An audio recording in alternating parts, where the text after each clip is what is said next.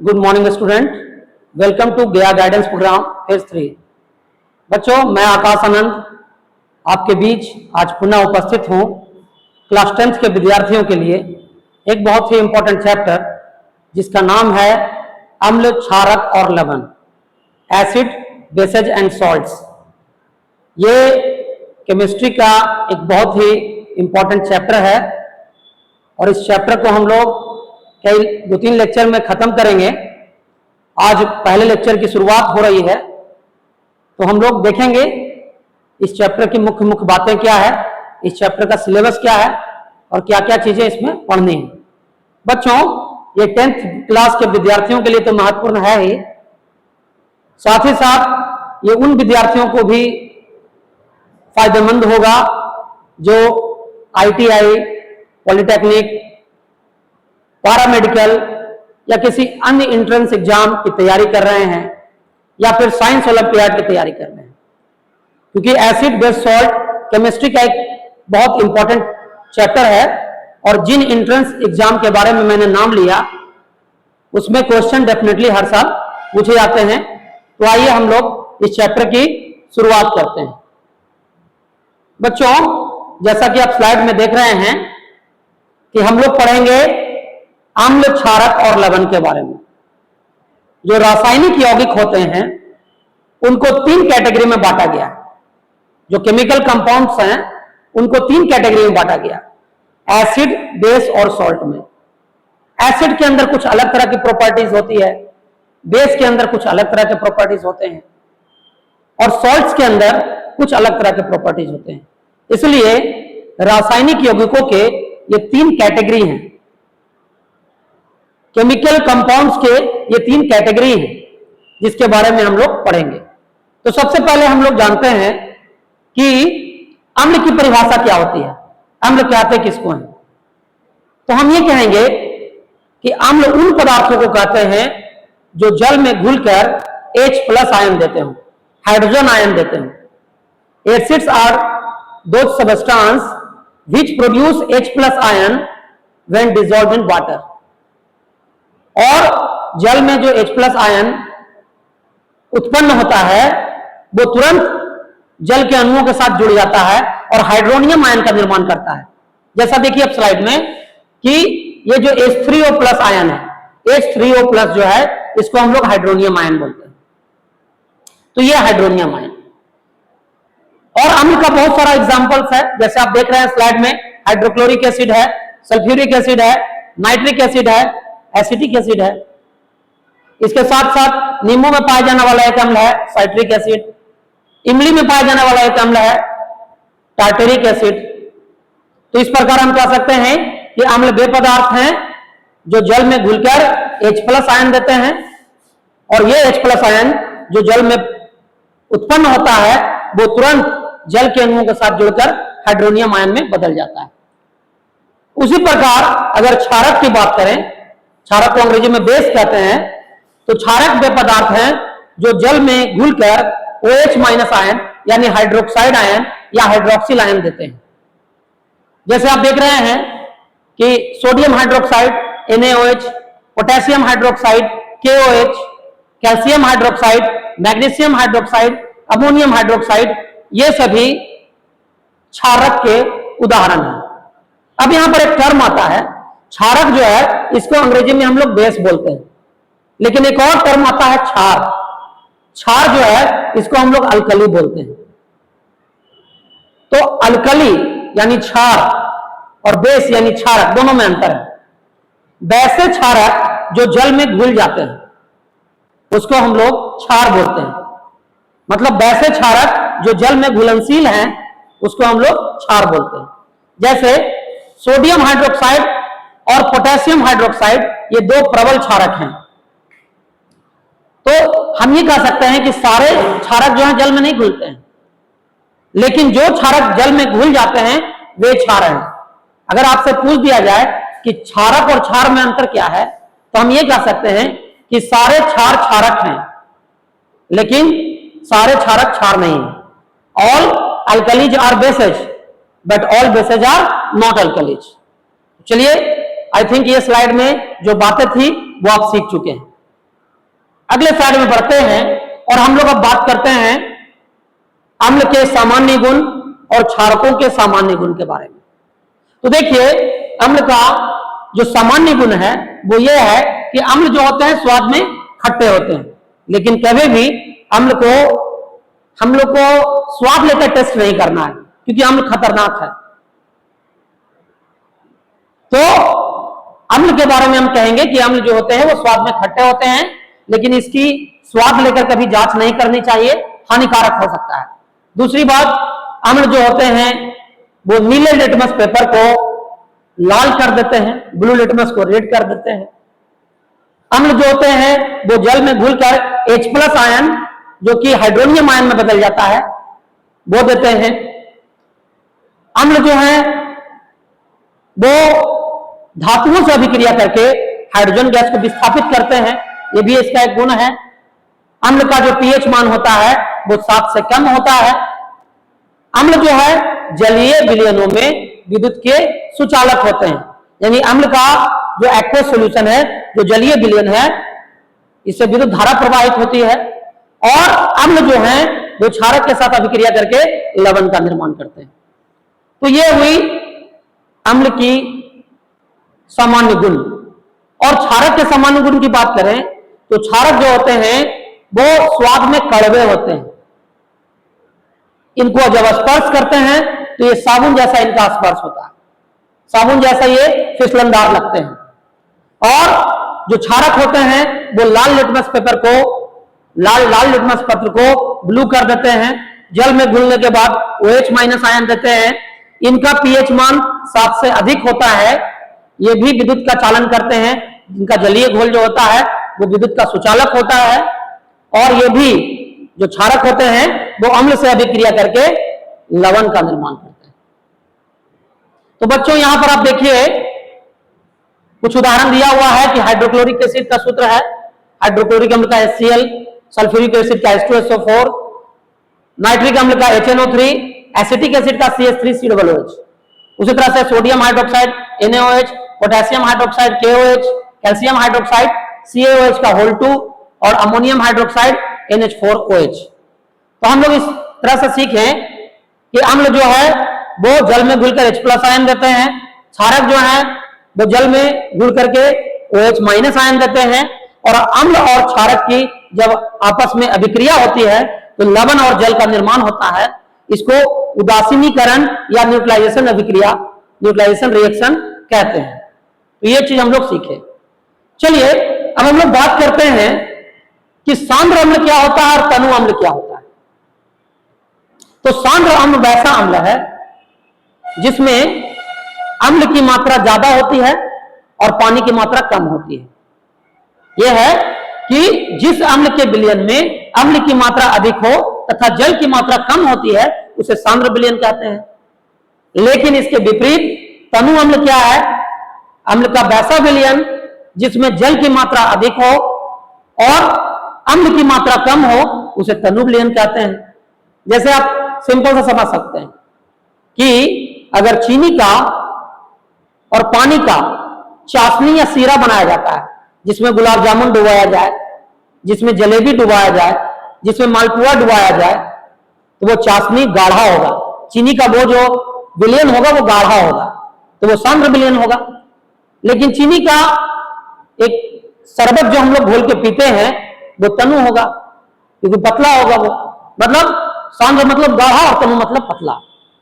तो सांद्र अम्ल जो है उसमें जो विलयन होगा उसमें अम्ल की मात्रा अधिक होगी, पानी की मात्रा कम होगी। लेकिन तनु विलयन में अम्ल की मात्रा कम होगी और पानी का मात्रा ज्यादा होगा। और उसी तरह से हम लोग फिर देखते हैं हाइड्रा एसिड। हाइड्रा अम्ल क्या है और ऑक्सी अम्ल क्या है?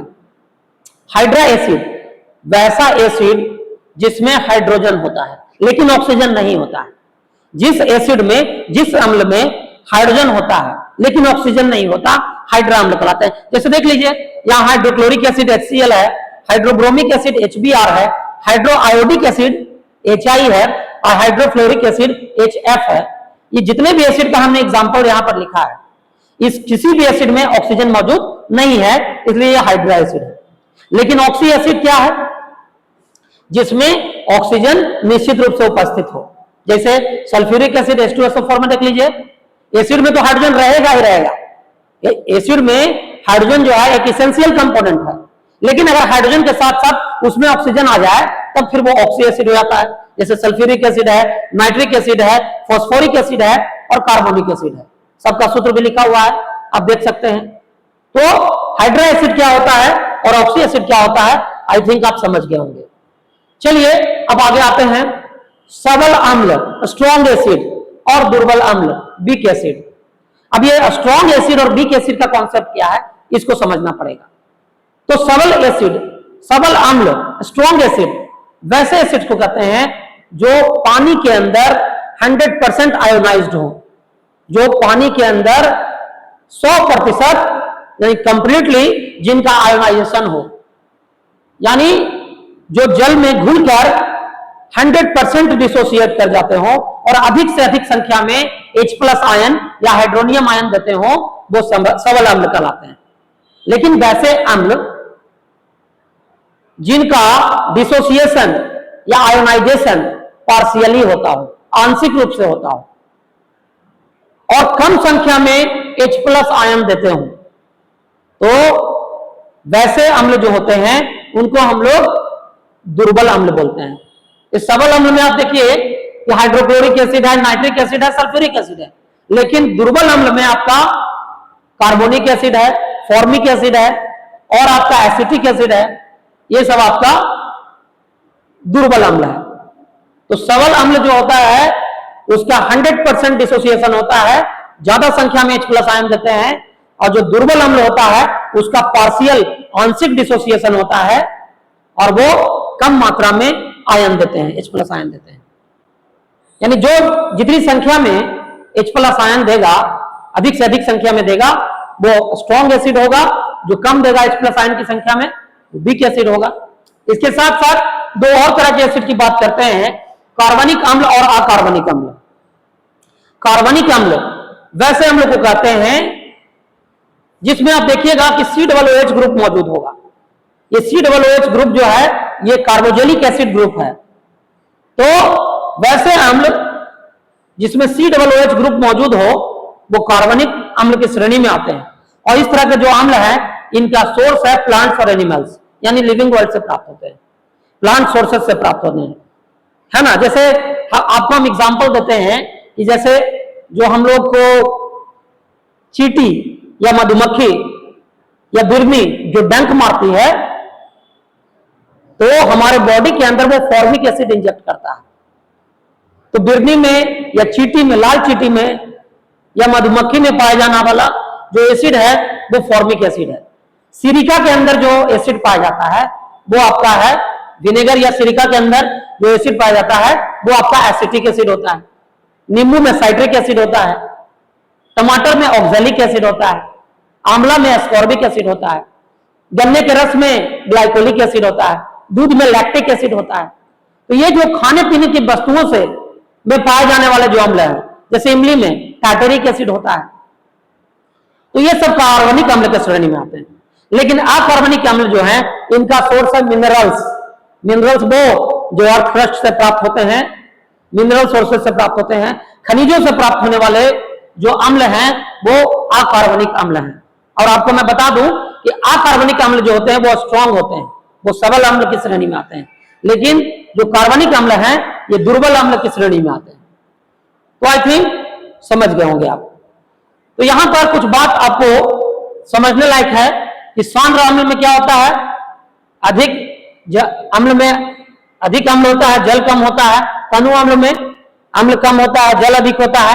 हाइड्रा अम्ल में ऑक्सीजन नहीं होता है, ऑक्सी अम्ल में ऑक्सीजन निश्चित रूप से होता है।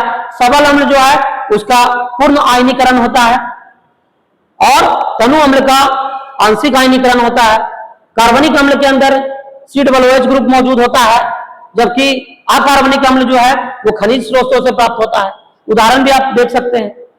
अच्छा, एक बात और है, सांद्र अम्ल और सबल अम्ल ये दोनों एक होते हैं, ये गलती समझने की कभी मत करिएगा। सांद्र अम्ल अलग है, सबल अम्ल अलग है, तनु अम्ल अलग है, दुर्बल अम्ल अलग है। तो आई थिंक आप ये भी समझ गए होंगे। चलिए आगे बढ़ते हैं इसमें। अब इसमें क्षारक के विभिन्न प्रकार की बात करते हैं। जिस तरह से अम्ल का विभिन्न प्रकार हम लोग देखे, अब क्षारक का भी विभिन्न प्रकार देखते हैं। तो देखिए इसमें भी है सांद्र क्षार और तनु क्षार। क्षार के बारे में मैंने आपको बताया कि क्षार वे पदार्थ हैं जो जल में घुलकर OH माइनस आयन देते हैं, हाइड्रोक्साइड आयन देते हैं। तो सांद्र क्षार क्या है? तो वैसा क्षार का वैसा विलयन या क्षार का वैसा विलयन जिसमें जल की मात्रा अधिक हो, नहीं जल की मात्रा कम हो और क्षार की मात्रा अधिक हो, है ना, वैसा विलयन जिसमें क्षार की मात्रा अधिक हो और जल की मात्रा कम हो, वो सांद्र क्षार कहलाएगा।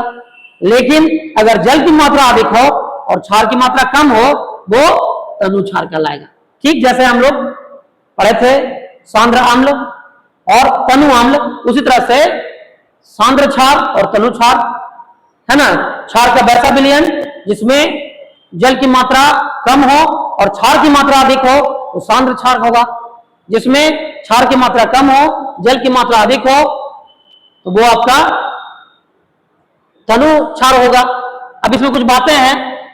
जो सांद्र क्षारक होते हैं वो अत्यधिक संक्षारक होते हैं, बहुत ज्यादा कोरोसिव नेचर के होते हैं। ये त्वचा को नुकसान पहुंचा सकते हैं। प्रयोगशाला में सावधानी पूर्वक इस्तेमाल किया जाना चाहिए। यही बात अम्ल के लिए भी लागू होता है। सांद्र अम्ल जो है वो भी बहुत ज्यादा कोरोसिव नेचर का होता है, बहुत ज्यादा खतरनाक है, सावधानी से इस्तेमाल करना होगा। सांद्र क्षार की अपेक्षा कम संक्षारक होते हैं। तनु क्षारक जो होते हैं वो सांद्र क्षार की अपेक्षा कम संक्षारक होते हैं और प्रयोगशाला में सामान्य उपयोगों के लिए हम लोग तनु विलयन का ही प्रयोग करते हैं, चाहे क्षार हो चाहे अम्ल हो। ठीक है, ये भी आप समझ गए होंगे। चलिए अब हम लोग सबल क्षार के बारे में बात करते हैं। तो सबल क्षार ठीक वैसा ही कि वैसे क्षारीय विलयन या वैसे क्षार के विलयन जिनका 100% आयनन हो, 100% डिसोसिएट करते हो और अधिक से अधिक मात्रा में OH माइनस आयन देते हो, वो होते हैं सबल क्षार। यानी सबल क्षार वे हैं जिनका पानी के अंदर 100% डिसोसिएशन होता हो, अधिक से अधिक संख्या में OH माइनस आयन देते हो, तो वो हमारे होंगे सबल क्षार। जैसे सोडियम हाइड्रोक्साइड और पोटेशियम हाइड्रोक्साइड, ये दो मोस्ट कॉमन एग्जांपल हैं स्ट्रॉन्ग अल्कली के सबल क्षार के। इसके अलावा बेरियम हाइड्रोक्साइड और कैल्शियम हाइड्रोक्साइड भी एग्जांपल हैं, लेकिन सोडियम हाइड्रोक्साइड और पोटेशियम हाइड्रोक्साइड से कम सबल हैं वे। तो हम लोग ये सीखा कि जो सबल क्षार होते हैं उनका वो जल में घुलकर OH माइनस अधिक संख्या में देते हैं, विद्युत के अच्छे चालक होते हैं और इनका pH वैल्यू जो है 12 से 14 के बीच में होता है। जबकि दुर्बल क्षार जो होते हैं वो आंशिक रूप से आयनित होते हैं जलीय विलयन में, कम मात्रा में OH माइनस आयन देते हैं। जैसे MgOH का होल 2 मैग्नीशियम हाइड्रोक्साइड, जिसे मिल्क ऑफ मैग्नीशिया कहते हैं, या अमोनियम हाइड्रोक्साइड, है ना, कम मात्रा में OH माइनस आयन देंगे, कम क्रियाशील होते हैं, कम अभिक्रियाशील होते हैं और विद्युत के कमजोर चालक होते हैं। और इसमें भी आप देखे हैं कि जो क्षारक पानी में घुल जाता है वो क्षार कहलाते हैं। जो क्षारक पानी में घुलता है उसको हम क्षार कहते हैं। लेकिन अघुलनशील क्षारक कौन है? जो पानी में नहीं घुलते हैं, जैसे एल्युमिनियम हाइड्रोक्साइड, जैसे फेरिक हाइड्रोक्साइड, जैसे आपका कॉपर का हाइड्रोक्साइड, ये सब जो है क्यूप्रिक हाइड्रोक्साइड, ये जो है ये सब आपका अघुलनशील क्षारक के अंतर्गत आते हैं। ये अभिलय होते हैं और प्रेसिपिटेट बनाते हैं, है ना। तो आई थिंक आप ये समझ गए होंगे। अब देखिए हम लोग इसमें आगे बढ़ते हैं और हम लोग देखते हैं ऑक्साइडों के प्रकार। आप ये जान लीजिए कि जो नॉन मेटल के ऑक्साइड्स होते हैं, जो अधातुओं के ऑक्साइड होते हैं, वो अम्लीय ऑक्साइड होते हैं। यानी अधातुओं के जो ऑक्साइड होते हैं वो अम्लीय प्रकृति के होते हैं। वे ऑक्साइड जो जल के साथ अभिक्रिया करके अम्ल बनाते हैं, अम्लीय ऑक्साइड कहलाते हैं। जो अधातुओं के ऑक्साइड हैं वो अम्लीय प्रकृति के होते हैं और जल के साथ अभिक्रिया करके अम्ल का निर्माण करते हैं। ये क्षारों के साथ अभिक्रिया करके भी लवण और जल का निर्माण करते हैं। तो हम ये कह सकते हैं कि जो नॉन मेटेलिक ऑक्साइड्स होते हैं, जो अधातुओं के जो ऑक्साइड होते हैं, वो अम्लीय प्रकृति के होते हैं और क्षारकों के साथ अभिक्रिया करके लवण का और जल का निर्माण करते हैं। अम्लीय ऑक्साइड प्रायः धातुओं के ऑक्साइड होते हैं। जैसे आप देख लीजिए कार्बन डाइऑक्साइड, कार्बन क्या है, एक नॉन मेटल है, उसका ऑक्साइड जल के साथ अभिक्रिया किया तो कार्बोनिक एसिड का निर्माण किया। कार्बन का जो ऑक्साइड है कार्बन डाइऑक्साइड, ये सोडियम हाइड्रोक्साइड के साथ अभिक्रिया करके सोडियम कार्बोनेट सॉल्ट का निर्माण किया और जल बनाया। इसी प्रकार से सल्फर का जो ऑक्साइड है सल्फर डाइऑक्साइड, ये वाटर के साथ अभिक्रिया करके सल्फ्यूरस एसिड का निर्माण किया। सल्फ्यूरिक एसिड होता है H2SO4 और ये सल्फ्यूरस एसिड है H2SO3। और सल्फर डाइऑक्साइड जो है वो सोडियम हाइड्रोक्साइड के साथ रिएक्शन करके ये बनाया सोडियम सल्फाइड और साथ में जल का निर्माण किया। उदाहरण में देख रहे हैं। लेकिन अगर धातुओं के ऑक्साइड की बात करें तो धातु के जो ऑक्साइड होते हैं वो क्षारीय प्रकृति के होते हैं। धातु के जो ऑक्साइड होते हैं वो क्षारीय प्रकृति के होते हैं और अम्लों के साथ अभिक्रिया करके जल और लवण का निर्माण करते हैं। जैसे आप देखिए, आप देख रहे हैं कि कैल्शियम का ऑक्साइड, कैल्शियम एक धातु है, उसका ऑक्साइड जो है क्षारीय प्रकृति का है, जल के साथ अभिक्रिया किया, कैल्शियम हाइड्रोक्साइड का निर्माण किया। और कैल्शियम हाइड्रोक्साइड क्या है, एक क्षार है। ये बात हम बता रहे हैं आपको कि जो मेटल के जो ऑक्साइड होते हैं वो बेसिक नेचर के होते हैं, जल के साथ घुल करके क्षारक का निर्माण या क्षार का निर्माण करते हैं और अम्लों के साथ अभिक्रिया करके लवण और जल का निर्माण करते हैं। जैसे देखिए सोडियम का ऑक्साइड क्षारीय प्रकृति का है, जल के साथ अभिक्रिया किया और सोडियम हाइड्रोक्साइड सबल क्षार का निर्माण किया। और सोडियम का ऑक्साइड अम्लीय प्रकृति का है, हाइड्रोक्लोरिक अम्ल के साथ अभिक्रिया किया और सोडियम क्लोराइड लवण का निर्माण और जल का निर्माण किया, है ना, ये देख सकते हैं आप। चलिए आगे बढ़ते हैं इसमें। अब जो है हम लोग आते हैं उभयधर्मी ऑक्साइड, एम्फोट्रिक ऑक्साइड। अब ये एम्फोट्रिक ऑक्साइड क्या है? अभी तो मैंने आपको बताया कि नॉन मेटल का जो ऑक्साइड होता है, अधातुओं का जो ऑक्साइड होता है वो अम्लीय प्रकृति का होता है और धातुओं का जो ऑक्साइड होता है वो क्षारीय प्रकृति का होता है। लेकिन यहां पर एक टर्म आ गया उभयधर्मी ऑक्साइड, एम्फोट्रिक ऑक्साइड। अब ये एम्फोट्रिक ऑक्साइड क्या है? तो एम्फोट्रिक ऑक्साइड जो है वैसे ऑक्साइड को कहते हैं जिसमें अम्लीय और क्षारीय दोनों तरह की प्रवृत्ति पाई जाती है। तो यहां पर है कि वे ऑक्साइड जो अम्लों के साथ अभिक्रिया करके लवण और जल बनाते हैं तथा तो क्षारों के साथ भी अभिक्रिया करके लवण और जल बनाते हैं, उभयधर्मी ऑक्साइड कहलाते हैं, एम्फोट्रिक नेचर के होते हैं।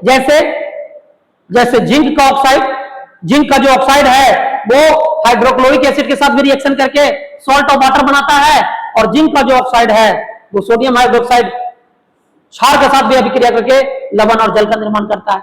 यानी जिंक का जो ऑक्साइड है वो एसिडिक और बेसिक दोनों तरह का बिहेवियर शो करता है। उसी तरह से एल्युमिनियम का ऑक्साइड का एग्जांपल देख लीजिए। एल्युमिनियम का जो ऑक्साइड है वो भी अम्ल के साथ अभिक्रिया करता है और क्षार के साथ भी अभिक्रिया करता है और लवण और जल का निर्माण करता है। तो एम्फोट्रिक ऑक्साइड वैसे ऑक्साइड्स हैं जो एसिडिक और बेसिक दोनों तरह के नेचर को शो करते हैं। और इसके साथ साथ हमने ये बताया एक न्यूट्रल ऑक्साइड, उदासीन ऑक्साइड। हमने बताया कि धातुओं के ऑक्साइड प्रायः क्षारीय प्रकृति के होते हैं, लेकिन कुछ धातुओं के ऑक्साइड एम्फोट्रिक होते हैं जिनमें एसिडिक और बेसिक दोनों तरह का गुण होता है। हमने आपको बताया था कि अधातुओं के जो ऑक्साइड होते हैं वो अम्लीय प्रकृति के होते हैं, लेकिन कुछ अधातुओं के जो ऑक्साइड होते हैं वो न्यूट्रल होते हैं, ना ही एसिडिक होते हैं और ना ही बेसिक होते हैं। जैसे कार्बन मोनोऑक्साइड, कार्बन मोनोऑक्साइड जो है वो एक नॉन मेटल का ऑक्साइड है जो ना तो एसिडिक है और ना ही बेसिक है। इसी तरह से नाइट्रिक ऑक्साइड ना ही एसिडिक है और ना ही बेसिक है। तो बच्चों आई थिंक अभी तक जो स्लाइड चल रहा है उसमें सारी चीजों को आप समझ पा रहे हैं। चलिए अब थोड़ा आगे बढ़ते हैं और इसमें आप नए टॉपिक की ओर देखते हैं। इसमें है अम्ल की क्षारीयता क्या है। अम्ल की क्षारीयता यानी basicity of N acid. Basicity of N acid क्या है, किसी अम्ल की क्षारीयता क्या है? तो अम्ल की क्षारीयता बेसिसिटी ऑफ एन एसिड है उसमें मौजूद जो आयनाइजेबल, जो आयनीकृत होने योग्य हाइड्रोजन आयनों की संख्या है वही उसकी एसिड की बेसिसिटी है। हम ये कह सकते हैं कि अम्ल की क्षारीयता से तात्पर्य है एक अम्ल के एक अणु द्वारा जल में आयनित होकर प्रदान किए जाने वाले प्रतिस्थापनीय H+ आयनों की संख्या से है।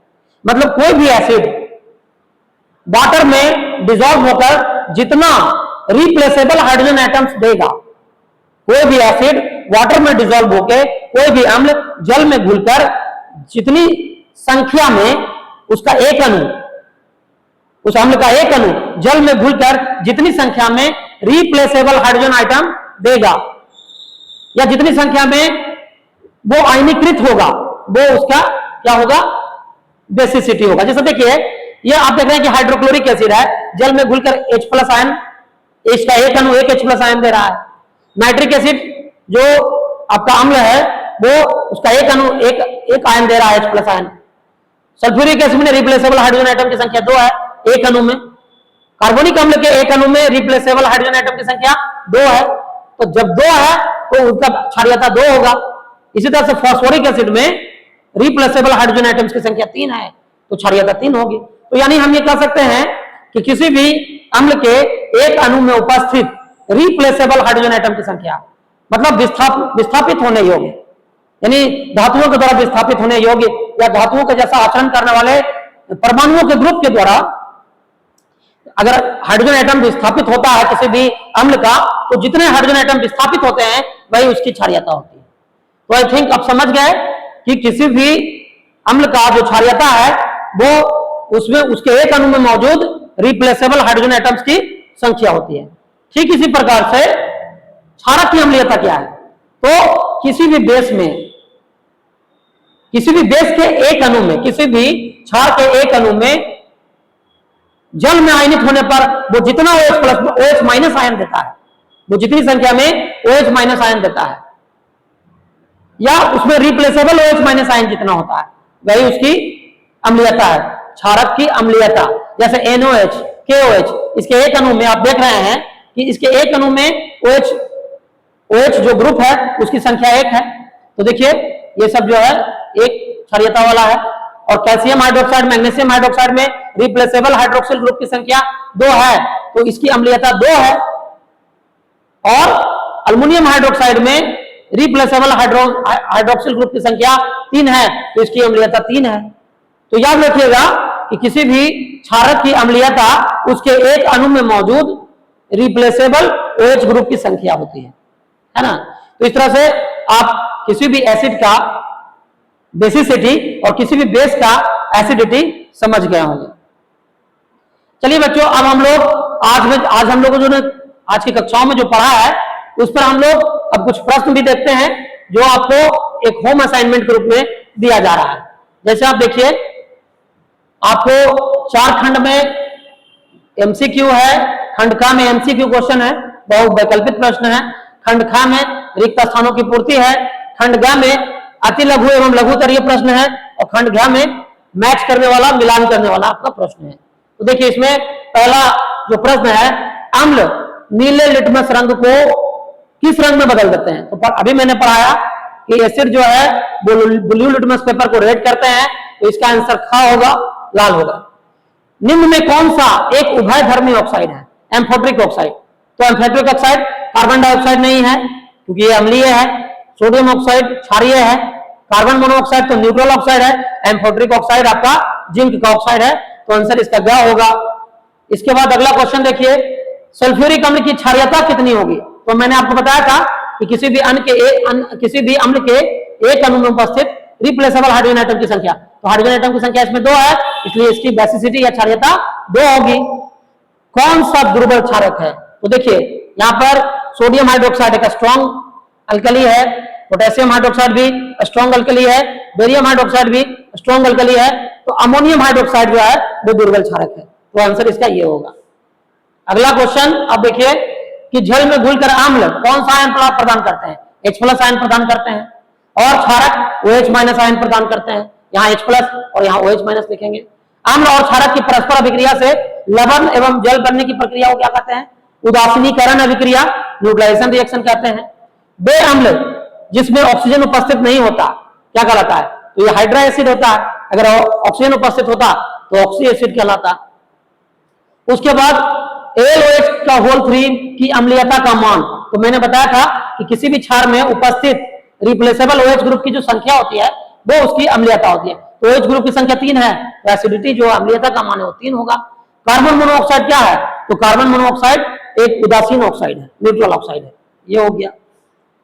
अब देखिए आगे, अम्ल एवं क्षारक के दो भौतिक गुण लिखिए।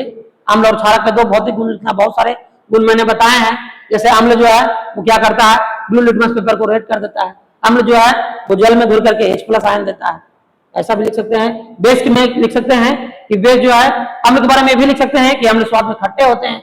बेस के बारे में लिख सकते हैं, क्षार के बारे में, कि क्षारक जो है स्वाद में कड़वे होते हैं और जल में घुलकर OH- आयन देते हैं। लाल लिटमस पेपर को नीला कर देते हैं। स्ट्रॉन्ग सबल अम्ल और दुर्बल अम्ल में क्या अंतर है, तो ये इसका भी अंतर आप लिख सकते हैं, उदाहरण भी उसका देख सकते हैं। तो आई थिंक आज की क्लास में मैंने जो आपको बताया ये आपके लिए बहुत फ्रूटफुल होगा। आप इस वीडियो को देखिएगा। आइए आगे और भी क्वेश्चन है जो होमवर्क के रूप में आपको एक्सप्लेन करने होंगे। सारे क्वेश्चन आपको होमवर्क के रूप में दिए जा रहे हैं, आप इन प्रश्नों को खुद से अटेम्प्ट करेंगे। जैसे अम्ल को तनु बनाते समय अम्ल को जल में मिलाना चाहिए, अम्ल को तनु करते समय अम्ल को जल में मिलाना चाहिए, जल को अम्ल में नहीं। बहुत इंपॉर्टेंट क्वेश्चन है। देखिए, किसी भी एसिड को अगर डाइल्यूट करना है, किसी भी एसिड के सॉल्यूशन को अगर पतला करना है, तो एसिड सॉल्यूशन में पानी कभी नहीं ऐड करना चाहिए, क्योंकि ये जो प्रोसेस है, ये जो अभिक्रिया होती है, बहुत ज्यादा क्या होता है, एक्सोथर्मिक रिएक्शन है। ऐसा करने से बहुत सारे फ्यूम्स आपके चेहरे को स्मैश कर सकते हैं, आपके चेहरे को झुलसा सकते हैं, शारीरिक रूप से आपको नुकसान पहुंचा सकते हैं और विस्फोट भी हो सकता है, एक्सप्लोजन भी हो सकता है। इसलिए अगर अम्ल को तनु बनाना है तो पानी के अंदर थोड़ी थोड़ी मात्रा में, ड्रॉप बाय ड्रॉप, कम कम मात्रा में आपको एसिड ऐड करके उसको छड़ से, ग्लास रड से चलाते रहना है। तो ये होता है कि अम्ल को तनु करते समय अम्ल को जल में मिलाना चाहिए, जल को अम्ल में नहीं। इसका आंसर आई थिंक आप दे सकते हैं। तो बच्चों, आज का क्लास जो है इसमें और भी चीजें हैं, जैसे मैच करने वाला है। HCl है तो क्या है, HCl आपका अम्ल है, इसका का आंसर जो है 4 हो जाएगा। NaOH जो क्या है, ये प्रबल क्षारक है, खा का 2 हो जाएगा। जिंक ऑक्साइड क्या है, उभयधर्मी ऑक्साइड है। सोडियम क्लोराइड क्या है, सामान्य लवण है ना। और इसके अलावा जो है ये आपका H2SO4, ये क्या है, तो ये द्विक्षारीय अम्ल है, क्षारीयता 2 है इसमें, है ना। रिप्लेसेबल हाइड्रोजन आइटम की संख्या 2 है, इसलिए द्विक्षारीय अम्ल है, डाइबेसिक एसिड है। तो इस तरह के प्रश्न जो है आपको अभ्यास के लिए दिए गए हैं। आई थिंक आज का क्लास आप लोग के लिए फ्रूटफुल रहा है और अगले वीडियो में हम फिर इसके आगे के टॉपिक के साथ आगे बढ़ेंगे। तब तक के लिए आप इस वीडियो को शेयर कीजिए, लाइक कीजिए और अधिक से अधिक इस वीडियो का लाभ उठाइए। धन्यवाद।